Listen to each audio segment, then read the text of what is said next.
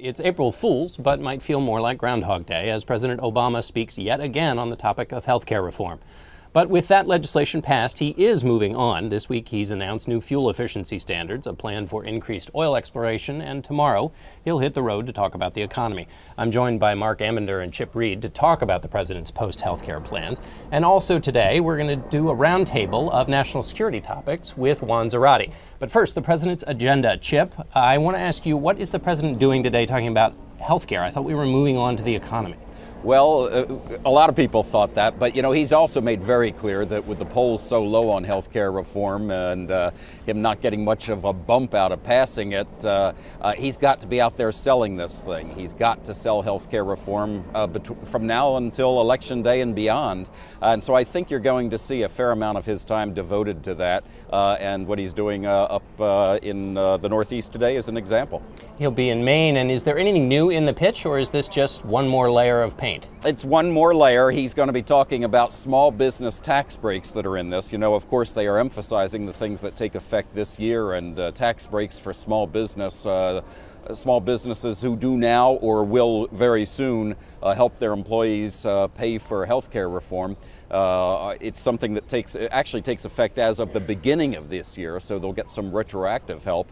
And that and other things like the pre-existing condition for children that the insurance companies now gave in on are some of the things he's going to be talking about a lot, all the things that take effect this year. Marc, I want to ask you, the polls have not shown this bump, as Chip mentioned. Why do you think that is? Well, it's almost as if Democrats expected to wake up like Bob Newhart, next to Suzanne Pleshette, having eaten really, bad Japanese food, and suddenly everything would be okay. But it takes a lot of time to get that out of your system. I mean, the year plus of healthcare process fermented in a way that was inoffensive or was offensive to the voters who tend to vote in midterm elections.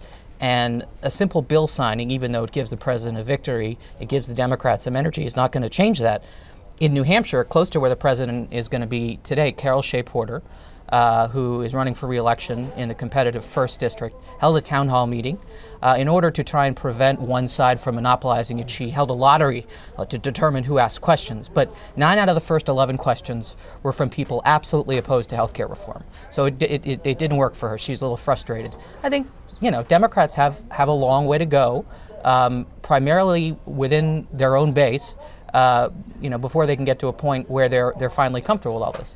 And there's also, inside this polling that we've seen, is seniors are particularly worried and nervous about it, and we know they are the ones who turn out in these off-year elections. If you're a member of Congress, and we all know they all want to get to jobs quickly, do you just abandon health care and just go to jobs? Or, how do you play this to try and get around this problem? If you look at the competitive districts, the Democrats in these districts are not really following the White House's script and selling the health care plan. They're doing exactly what you said. They're pivoting to jobs. In fact, what the president did yesterday, his decision to open places offshore for more oil drilling, is much more popular in these districts than healthcare. And I would expect congressional candidates to talk about that. It's about jobs, it's about energy security, it's about the future.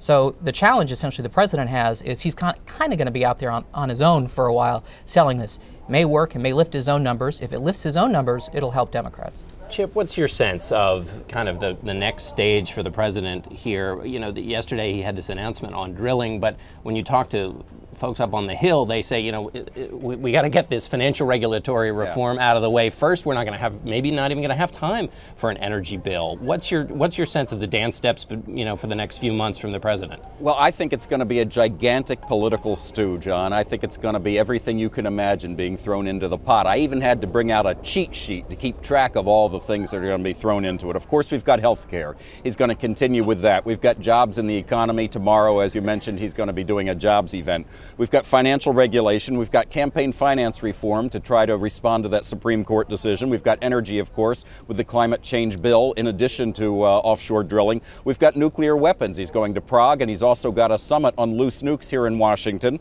He's got foreign policy generally. He's got a big trip in June, and he's dealing with Medvedev and dealing with the Iran issue, dealing, of course, with the wars in Afghanistan and Iraq and getting weapons from Iraq, weaponry and troops from Iraq to Afghanistan. He's got got immigration. I don't think anybody really believes that's going to pass this year, but he made some promises to the Hispanic caucus that he'd work on it to get them to vote for the health care plan. He's got campaigning for Democrats who are in trouble. And of course, all of that gets put on the back burner at some point if Stevens retires from the Supreme Court, and we have to deal with that. So it really is an incredibly big and diverse agenda ahead. And he still found time to play basketball with Harry Smith. This morning. That's amazing. You know? I know. It's a good thing he doesn't have to mow the lawn, because otherwise he's pretty much doing and he's got to walk the dog. Yeah. Right. Mark, let me ask you one final question on the drilling, because the politics of this are interesting. Yeah. You know, the president was getting a lot of grief from Republicans for not only the health care bill, but also these recess appointments when Congress went out of town. But talk about the politics of his decision on drilling in that context. What's he going for here? It's a popular issue of the American people, so it's a majoritarian. It's a majoritarian issue, very unpopular with members of his own party.